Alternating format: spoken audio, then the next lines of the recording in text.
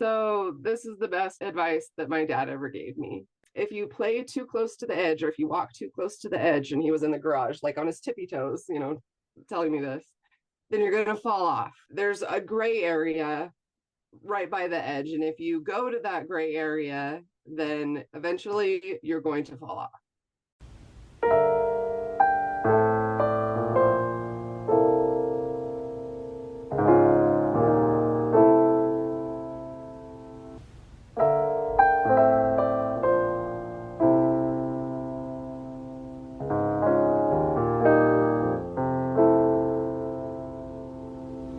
Welcome to the Stay Free Forever podcast, episode number 3. I'm your host, Clifford Fuel. This podcast is intended for those who are willing to adapt and thrive. Whatever you may have been doing for years or even decades is no longer working for you, if it ever did, and you are looking to do something different to achieve an outcome for you and yours that is happier, healthier, and liberating. In short, you want to stay free forever. My guest today is someone who embodies that goal and who speaks really clearly about how she is working to achieve it. 41-year-old Kimberly Smith of Casper, Wyoming, was born in Rock Springs and reared with a younger brother in the city of Green River, population 12,000. Kimberly's mom worked for the local school district as a data management supervisor, and her dad worked in the mining industry in surface production and as a maintenance supervisor. When I met Kimberly a year ago, she had been assigned to my cognitive awareness Zoom class by her federal probation officer after having served a sentence in federal prison on drug possession and trafficking convictions. I was impressed immediately with her ability to speak candidly, quote unquote, from an I space, as the New Age expression goes. I noticed that when Kimberly spoke, all of the other students would fall silent and really listen to what she had to say. Today, we get our first chance to have a one-on-one conversation, an opportunity for which I'm really grateful. Welcome to the Stay Free Forever podcast, Kimberly Smith. Thanks, Cliff. I'm really excited to be here. I just wanted to say thank you for this opportunity. It's meant a lot to me, and I know that it's meant a lot to the other group members. Thanks again for following up and exploring uncharted territory. You're very welcome. It's my privilege. When we talk in a group setting, we rarely have an opportunity to get too deep into what people do or what drives them, what makes them tick. So I'm curious, what is it you do for a living? I'm actually a contractor. I work for a contractor in construction. What's a typical day like? I show up at the shop, meet with my boss, load up the truck with all the equipment that we're going to need for the day, and then head to the job site. I was doing drywall and texture painting, but now I was assigned to a bathroom remodel. So got to tear everything out, run new plumbing. I did the electrical work today. Earlier, you let me know that when you were growing up, two people you looked up to were your mom and Amelia Earhart. What do your mom and Amelia Earhart have in common, if anything? Ooh, I think their steadiness, their strength and courage, and their independence, I guess. What else about your mom caused her to be a role model for you?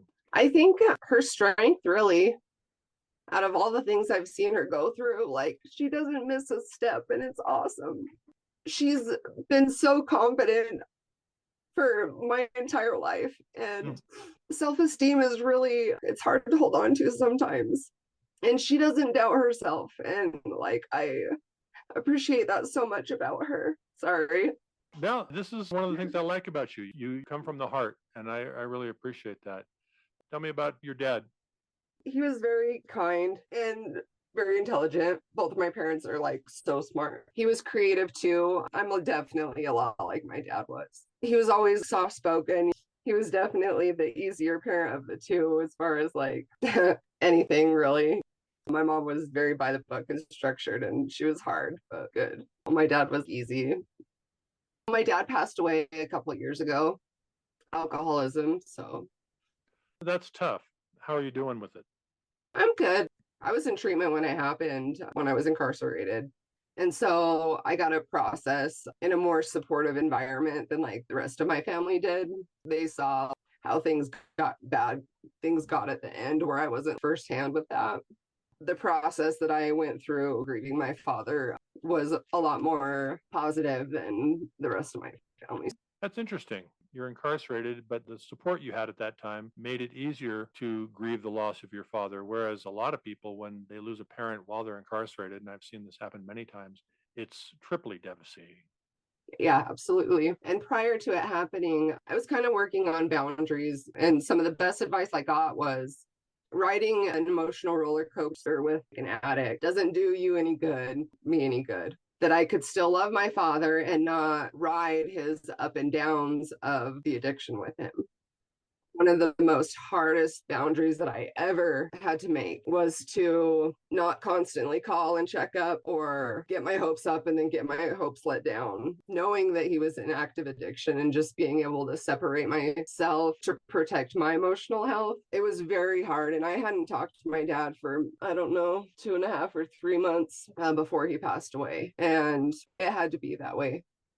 That's a very grounded outlook. You mentioned that he'd passed while you were incarcerated. Was that your first time ever being incarcerated? No, that was actually my second term. Okay. Can you take us through your first? The first time I was charged with the same things, convicted of the same things. I did 18 months on that sentence. It was federal also.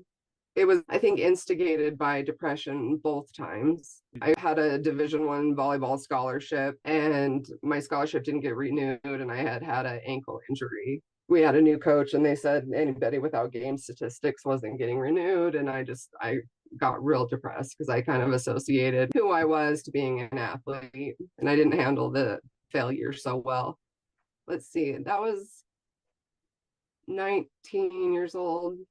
And I didn't get arrested until I was 26, but it was like that moment, that's when the turn happened for me. Like depression set in, and I started drinking, like, and then drugs, and I had never done any of that before that. So it was very out of character.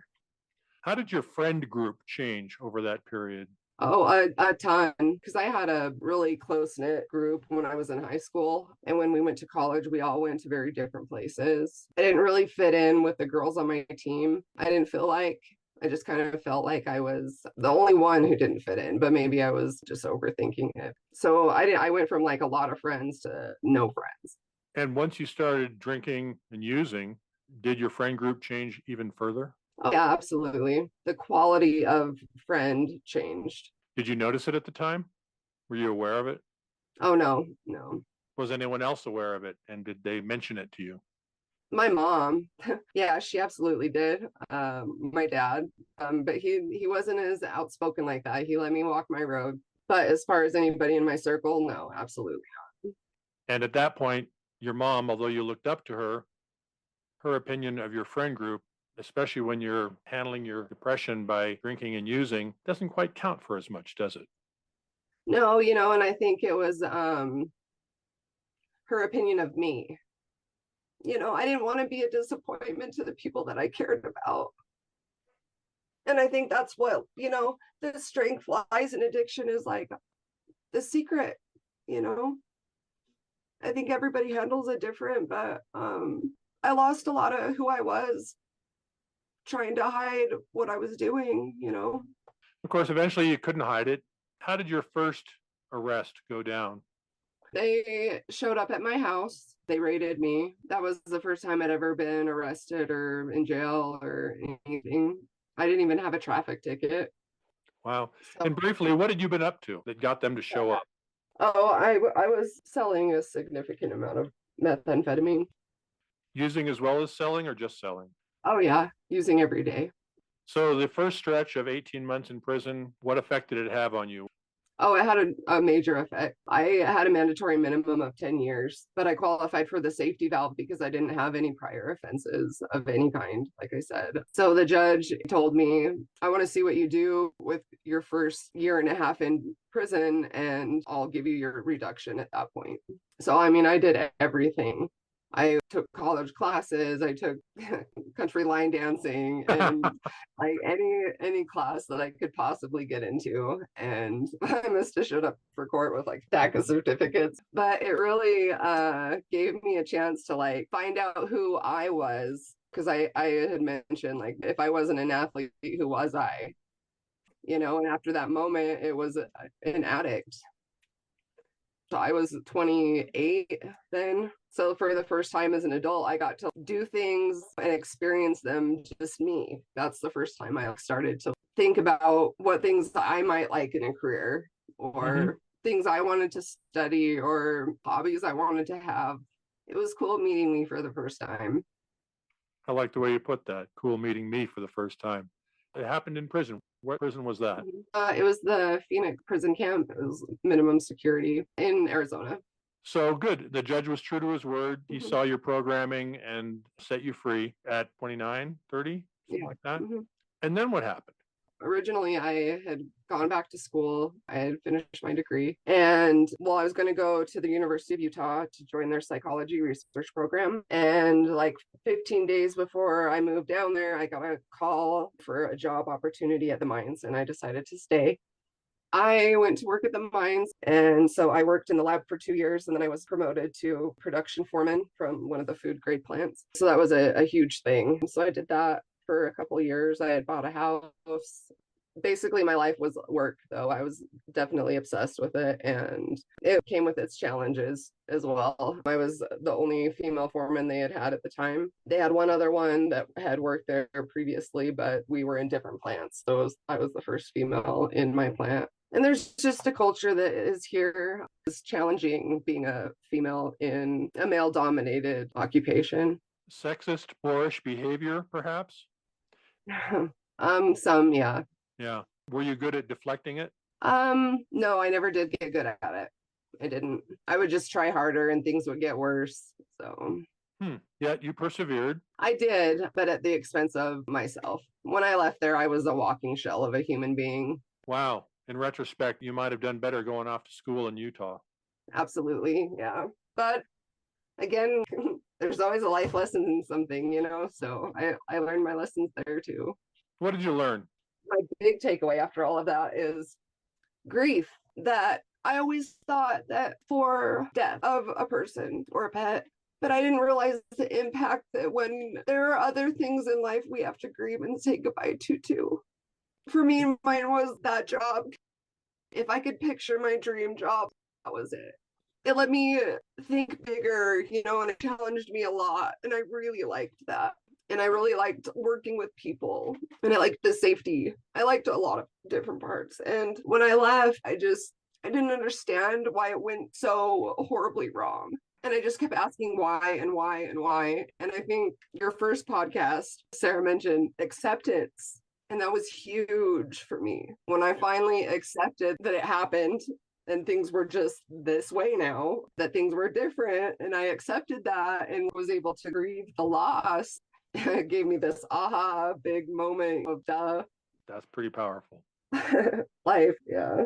I can understand grieving that. Did that somehow play into your eventually getting arrested and charged and convicted with the same possession? Oh, yeah. So what happened there? Yeah, I just picked up and started using and didn't quit until I went to prison. Did you sell it in order to basically support your own habit? The first time I was selling for the money. The second time I was selling for the friendships I thought that I was getting. I couldn't love myself, so I just wanted to be around people. How are you arrested the second time? I was leaving a friend's house and they basically raided me in the driveway. So same judge, different judge? Different judge, yep. And you were sentenced to how long the second time? 78 months. It ended up being 3.5.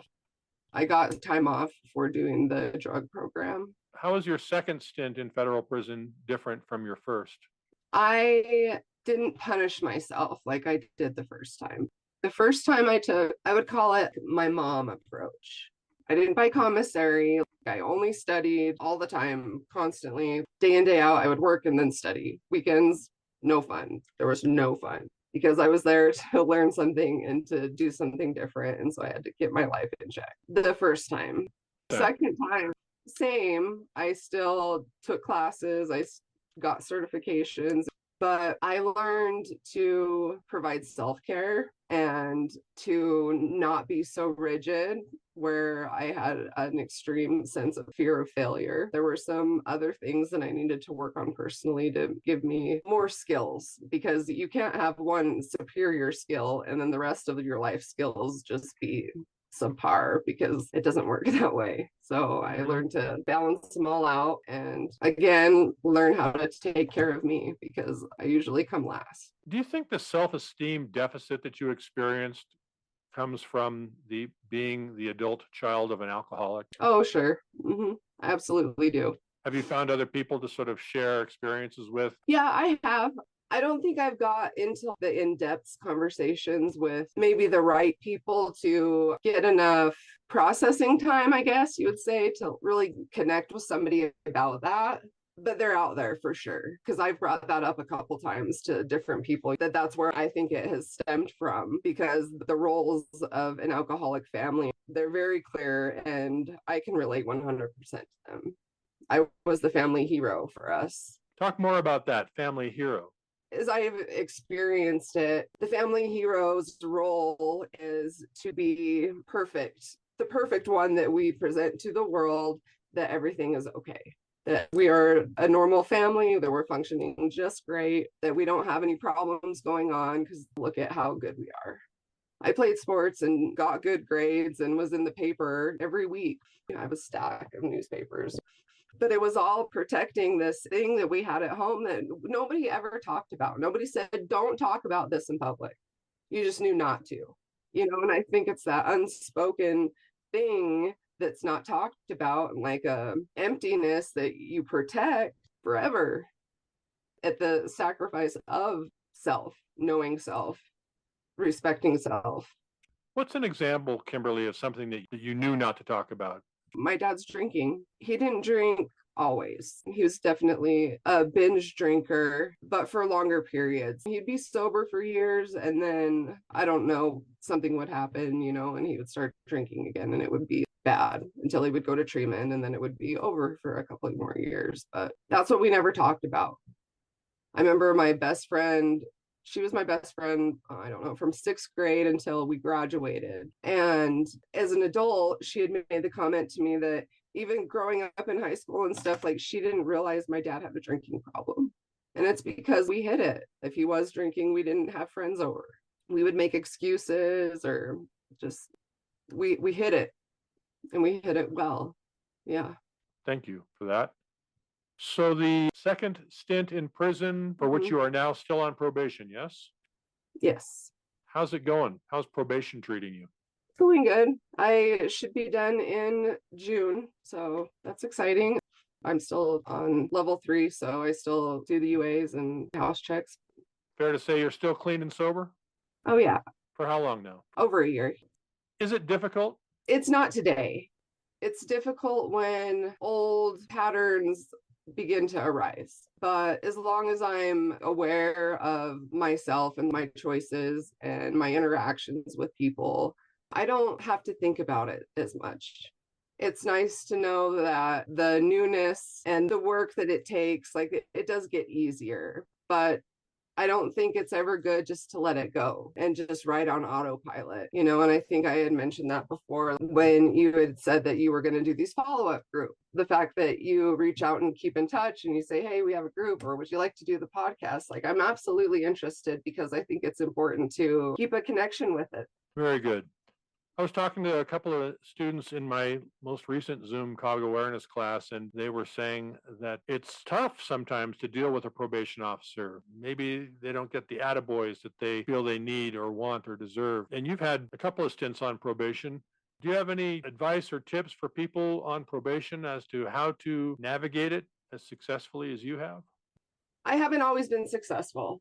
I think what keeps me moving forward and in a positive growth mind perspective is accountability. When I make a mistake or do something, or I, even say something that hurts somebody's feelings, being able to take ownership and try to make amends so that I don't have a bunch of things that pile up on me. That works the best. And just like all of the lessons I've learned, amends to others and amends to self. If you were to counsel your 19-year-old self today, knowing what you know now, knowing how you handled depression then, what advice would you give to younger Kimberly? That question is so loaded. it's been asked to me before, and it was another aha moment in my life. And I think it's still the same today, and it's to trust myself. Really, I can be very confident in like a thought or belief that I have, but I don't give it the weight that I probably should. And so today, like branching out into this new career path, and it was kind of a spur of the moment move. I just kind of threw caution to the wind and came after it, but it's been good. And just trusting myself to not let things stand in the way of me deciding, what makes me happy. And you're off probation in June. Where do you see yourself in the next few years? I want to be steady with my dream. I don't want to dream something that might completely change. So right now, I don't know. I'm enjoying the time with my mom and just being me. And I want to get a dog. So What haven't I asked you, or haven't we talked about that you thought maybe we might, or that would be important for folks to know about you and your journey? I don't think I have any burning desires left. I mean, I think you covered a lot of things. I mean, you definitely impacted me because I cried the whole time, but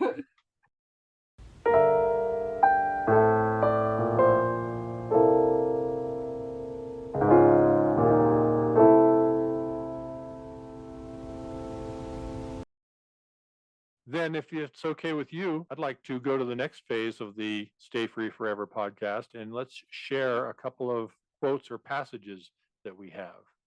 Who would you like to okay. go first? I'll go first. I have this thing hanging in my desk area. So believe in yourself and all that you are. Know that there is something inside you that is greater than any obstacle. Wonderful. What's a recent obstacle that you proved greater than? I think heartbreak. I had a big one last year.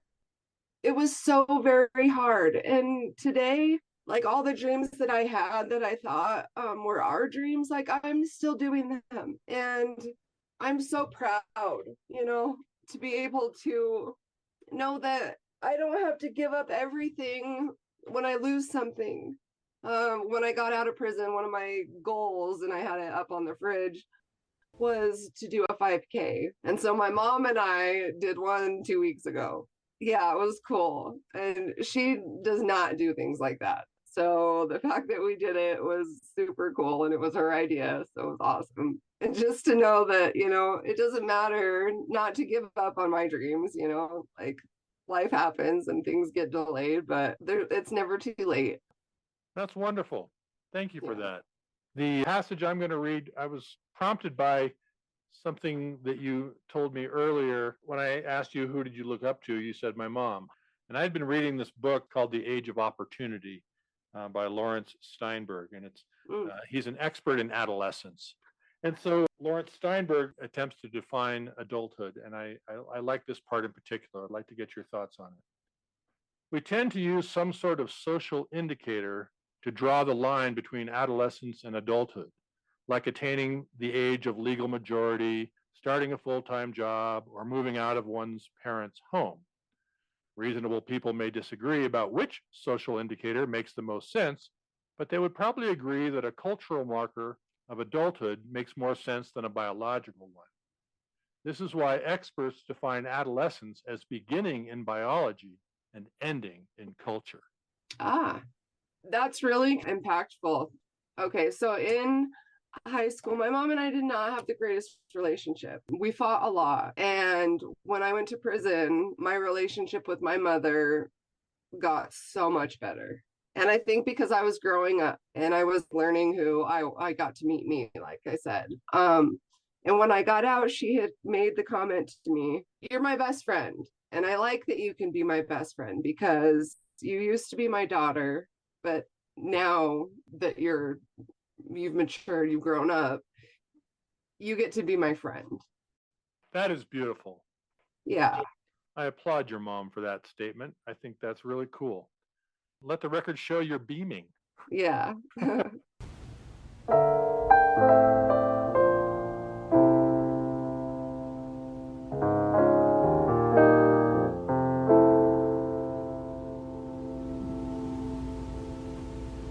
Well, Well, I kind of got these two backwards, but it doesn't matter. It's my podcast. I can do whatever I want. We're going to end this conversation on a passage taken from a workbook.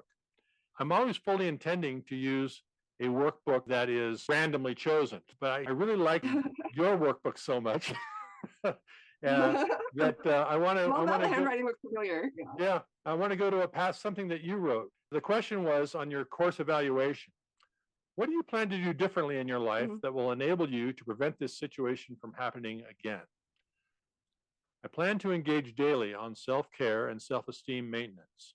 My daily inventories help me to identify when I am struggling with negative thoughts and emotions.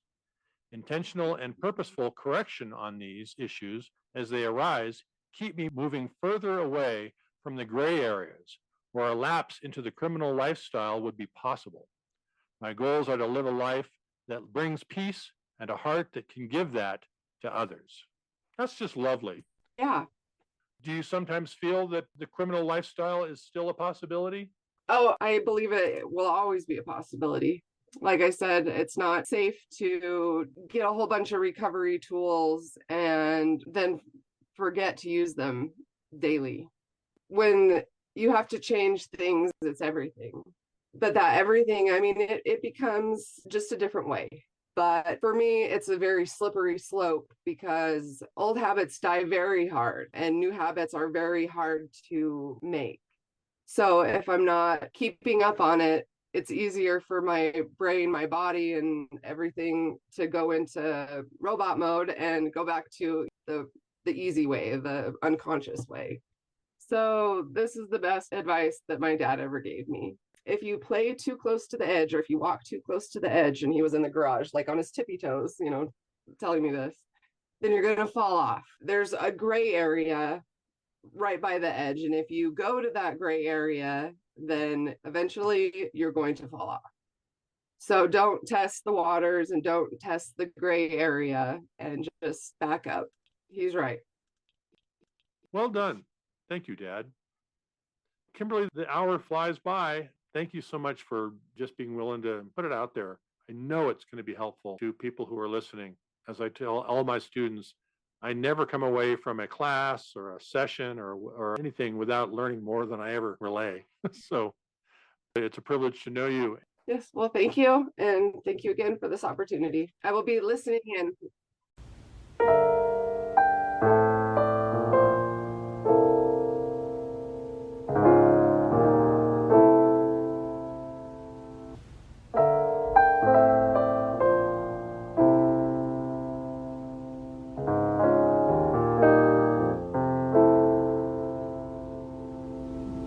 The Stay Free Forever podcast is recorded and produced by Clifford Fuel, owner of Stay Free Forever, LLC, a Colorado and Wyoming company.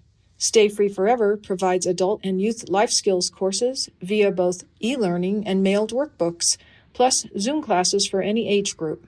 Our theme music was composed and performed by James Benjamin Fuel.